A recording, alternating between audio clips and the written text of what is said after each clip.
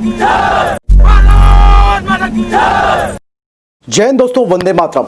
बहुत बहुत स्वागत है आप सबका एक बार फिर से आपके अपने चैनल टेक्निकल पे। दोस्तों, दिन भर क्या रहा स्पेस, डिफेंस और इंटरनेशनल गलियारे से, चलिए इस वीडियो में एक एक करके एनालिसिस कर लेते हैं। चीनी सेना ने लद्दाख में वास्तविक नियंत्रण रेखा से सटे अंदरूनी इलाकों से 10,000 सैनिकों को वापस बुला लिया है। भारतीय सीमा के पास 200 किलोमीटर के दायरे से चीनी सैनिक हट गए हैं। बताया जा रहा है कि लद्दाख में शून्य से नीचे गिरता तापमान को देखकर चीन ने ये कदम उठाया है। बेहद ठंड और कठिन हालात की वजह से चीनी सैनिक भारतीय सीमा से हटे हैं। हालांकि एलएसी पर कई फ्रंट लाइन इलाकों में और कई मोर्चों पर भारत और चीन दोनों के जवान आमने सामने हैं। लद्दाख में भारतीय सीमा के पास पारंपरिक तौर पर जहां चीनी सैनिक ट्रेनिंग करते थे, फिलहाल वो जगह खाली नजर आ रही है। दोस्तों, ये पहले से ही आप सबको पता है कि चीन के सैनिक बर्दाश्त नहीं कर सकते हैं इस तरीके की ठंड को, और उसने ये कदम वापस तो जरूर लिया है, लेकिन हमें यहाँ पर दुश्मन को कम नहीं आंकना चाहिए। चीन की रणनीति कुछ और होती है और ऐसे में भारत को यहाँ पर और सतर्क रहने की जरूरत है।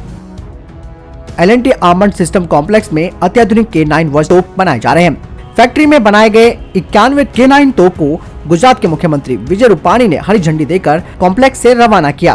प्रधानमंत्री नरेंद्र मोदी ने तत्कालीन रक्षा मंत्री निर्मला सीतारमण की मौजूदगी में 19 जनवरी 2019 को गुजरात के हजीरा में Larsen and Toubro arm system complex का उद्घाटन किया था। इस दौरान प्रधानमंत्री ने इस प्लांट में सेना के लिए तैयार किया गया पहला शक्तिशाली K9 तोप को समर्पित किया था। इसके बाद प्रधानमंत्री ने इस K9 तोप की सवारी कर इसका जायजा भी लिया था।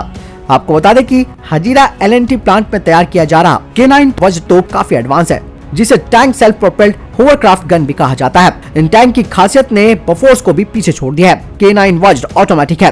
रक्षा मंत्रालय ने मेक इन इंडिया के तहत 2017 में K9 वज्र T 155/52 कैलिबर तोपों की 100 यूनिट की आपूर्ति के लिए करीबन 4,500 करोड़ रुपए का करार दक्षिण कोरिया से किया था, जिसमें से कि 10 पूरी तरह से तैयार हालत में मिले हैं। बाकी के 90 टैंक को मेक इन इंडिया अभियान के तहत सार्वजनिक क्षेत्र की company Larsen and Toubro company Hazira plant में तैयार कर रही है, जिनमें से अब तक 91 तोप तैयार किए जा चुके हैं।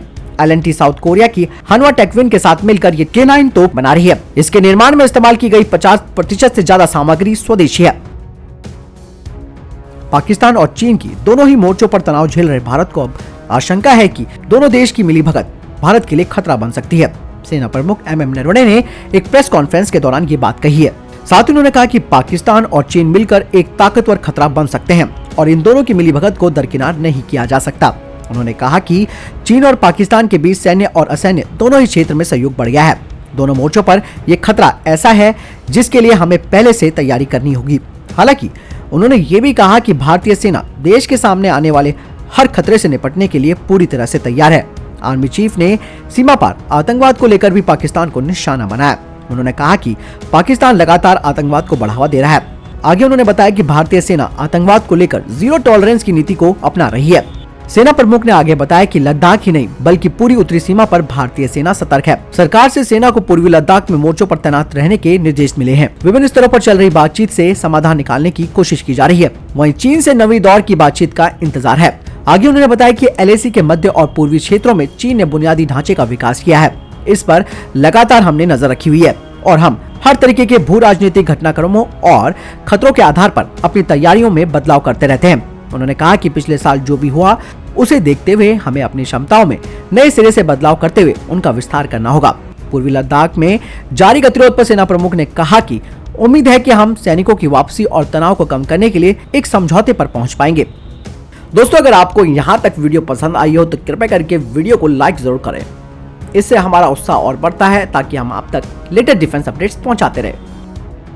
सेना प्रमुख MM नरवणे ने प्रेस कॉन्फ्रेंस के दौरान कहा कि सेना में जुलाई में शुरू होने वाले कोर्स में महिला पायलटों की भर्ती होगी और अगले साल के भीतर फ्लाइंग मोर्चों पर महिला पायलट दिखेंगी। आपको बता दें कि जहां एक और सेना प्रमुख ने जुलाई में शुरू होने वाले कोर्स से महिला पायलटों की भर्ती होने की बात कही है, तो वहीं दूसरी ओर एयर इंडिया की 4 महिला पायलटों की एक टीम ने दुनिया के सबसे लंबे हवाई मार्ग नॉर्थ पोल पर उड़ान भरकर एक नया इतिहास भी रच दिया है। पूर्वी लद्दाख में LAC पर चीन के साथ तनाव के बीच पैंगोंग झील का परमिट 8 महीनों के बाद सैलानियों के लिए खोल दिया गया है। दोनों देशों की सेनाओं के बीच मई 2020 में झड़प के बाद पैंगोंग झील व उसके सटे इलाकों पर सामान्य आवाजाही को बंद कर दिया गया था। बाद में स्थानीय लोगों को आने जाने की अनुमति तो मिल गई थी, लेकिन लेह के अग्रिम इलाकों की ओर जाने वाले किसी भी बाहरी के लिए आवाजाही वर्जित कर दी गई थी। लेह प्रशासन ने 10 जनवरी को इनर लाइन परमिट बहाल कर दिया है। हालांकि इसमें भी कोविड गाइडलाइंस का पालन करना जरूरी होगा। लद्दाख की अर्थव्यवस्था का 60% हिस्सा पर्यटन पर निर्भर है। सालाना करीब 2.5 लाख पर्यटक लद्दाख आते हैं और हर सैलानी पैंगोंग झील को देखने जरूर जाता है। LAC के हालात के मद्देनजर इनर लाइन परमिट की बहाली से लद्दाख के पर्यटन को प्रोत्साहन मिलेगा। अभी हाल ही में मंगलवार को भारतीय सेना के 2 दिवसीय युद्ध अभ्यास सी विजिल का आगाज हुआ है। इस मल्टी एजेंसी युद्ध अभ्यास का मकसद देश की 7,516 किलोमीटर लंबी समुद्री सीमा और 2 मिलियन स्क्वायर किलोमीटर वाले एक्सक्लूसिव इकोनॉमिक जोन की सुरक्षा करना है, ताकि फिर से देश में 26/11 जैसा आतंकी हमला ना हो सके। इंडियन नेवी ने कहा कि समुद्री सुरक्षा में लगे बाकी लोगों के साथ मिलकर सी विजिल युद्ध अभ्यास के दूसरे संस्करण का आगाज किया गया है। नेवी ने इसे भारत में होने वाला सबसे बड़ा युद्ध अभ्यास करार दिया है। नौसेना की तरफ से जो जानकारी दी गई है उसके मुताबिक एक्सरसाइज में 13 राज्य और केंद्र शासित प्रदेशों को शामिल किया गया है, जो 7,500 किलोमीटर लंबे मैरीटाइम बॉर्डर और पूरे एक्सक्लूसिव इकोनॉमिक जोन तक फैले हुए हैं। सी विजिल को अब तक की सबसे बड़ी कोस्टल डिफेंस एक्सरसाइज करार दिया गया है। आने वाले समय में नेवी की एक और बड़ी कॉम्बैट एक्सरसाइज टोरोपेक्स की ही तरह विशाल तैयारियों की तौर पर देखा जा रहा है। टोरोपेक्स में भारत के पश्चिमी और पूर्वी बेड़े एक साथ समंदर में करतब दिखाते हुए नजर आएंगे। ये युद्ध अभ्यास जनवरी के अंत में शुरू होकर फरवरी के पहले हफ्ते तक चलेगा।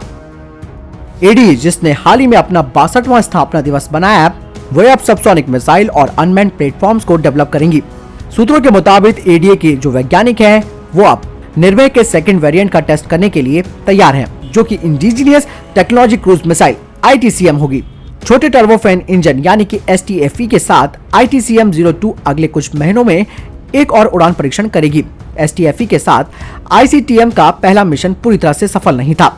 एडीए को भारतीय वायुसेना को लाइट कॉम्बैट एयरक्राफ्ट तेजस के लिए पहला फुल मिशन सिमुलेटर यानी कि FMS सौंपने की योजना भी है। इंडियन एयरफोर्स के टेस्ट पायलट्स कुछ साल पहले से ही एडी की सुविधाओं में FMS यानी कि फुल मिशन सिमुलेटर का इस्तेमाल कर रहे हैं और उन्हीं की प्रतिक्रिया के आधार पर एडी ने अपने सिस्टम को अपग्रेड किया है। सूत्रों ने कहा कि एडीए के द्वारा विकसित FMS पर बहुत ही न्यूनतम रखरखाव की आवश्यकता होती है। काकरापारा परमाणु ऊर्जा संयंत्र की तीसरी इकाई को ग्रिड से जोड़ दिया गया है। इस बारे में जानकारी परमाणु ऊर्जा विभाग के एक वरिष्ठ अधिकारी ने दी है। परमाणु ऊर्जा आयोग के पूर्व अध्यक्ष अनिल काकोदर ने कहा कि इस तरह की 15 और यूनिट्स को जोड़ा जाएगा। साथ ही उन्होंने बताया कि 700 मेगावाट से दबाव युक्त भारी जल रिएक्टर को रविवार को 11:37 पर ग्रिड से जोड़ा गया। ये भारत में विकसित और निर्मित स्वदेशी तकनीक का एक बड़ा उदाहरण है और इस तरीके की 15 और यूनिट्स को जोड़ा जाएगा। आत्मनिर्भर भारत के तहत काकरापारा में 220 मेगावाट के 2 PHWUR हैं और 700 मेगावाट का चौथा परमाणु ऊर्जा रिएक्टर भी आने वाला है। पाकिस्तान की खुफिया एजेंसी ISI को भारतीय सेना की महत्वपूर्ण जानकारी देने वाला शख्स पकड़ा गया है। उसे जैसलमेर जिले की पोखरण फायरिंग रेंज के पास सटे लाठी गांव से देश की खुफिया एजेंसी ने पूछताछ के लिए उसे उठा लिया और उसकी गिरफ्तारी कर ली। इस शख्स की पहचान सत्यनारायण पालीवाल के रूप में की गई है और उसने कई खुलासे किए हैं। पाक की खुफिया एजेंसी ISI ने उसे हनी ट्रैप के जाल में फंसा कर रखा था। सत्यनारायण ने बताया कि सोशल मीडिया पर ISI से जुड़ी कई लड़कियां उनसे लाइव चैट करती थी और वे शर्मसार करने वाली हरकतें करती थी, जिसकी वजह से देश की सुरक्षा से जुड़ी काफी खुफिया जानकारियां वो उससे हासिल कर लेती थी। हालांकि खास बात ये थी कि उसको इन्फॉर्मेशन देने के बदले पैसे नहीं दिए जाते थे, यानी कि ये जो ISI की जो लड़कियां थी वो अश्लील हरकतें करती थी, जिसको देखते हुए ये व्यक्ति उन्हें महत्वपूर्ण जानकारियां 1 साल से पहुंचा रहा था। दोस्तों, इस तरीके के लोग जो हनी ट्रैप में फंस जाते हैं और हनी ट्रैप के चक्कर में वो देश की खुफिया जानकारियों को शेयर कर देते हैं, ऐसे में ऐसे लोग भारत की सुरक्षा को भी दांव पर लगा देते हैं। इसके लिए भारत सरकार को सबसे पहले तो सोशल मीडिया अवेयरनेस का प्रोग्राम चलाना चाहिए। उसके बाद लोगों को अवेयर करना चाहिए कि इस तरीके की किसी भी तरीके की जानकारी किसी को ना सौंपी जाए, चाहे वो देश का ही व्यक्ति क्यों ना हो। और साथ ही ये बात सेना में भी लागू की जानी चाहिए। तो ये थे अभी तक के टॉप डिफेंस और स्पेस अपडेट्स। दोस्तों, आप में से जिन लोगों को वीडियो की नोटिफिकेशन नहीं मिल पा रही है, आप डायरेक्टली चैनल पर आकर विजिट कर सकते हैं। साथ ही दोस्तों, वीडियो के संबंध में कोई प्रश्न जवाब या आपका कोई सवाल है, आप कमेंट सेक्शन में लिखकर जरूर पूछ सकते हैं। इस वीडियो के लिए इतना ही, मिलता हूं नए वीडियो के साथ, तब तक के लिए जय हिंद, जय भारत।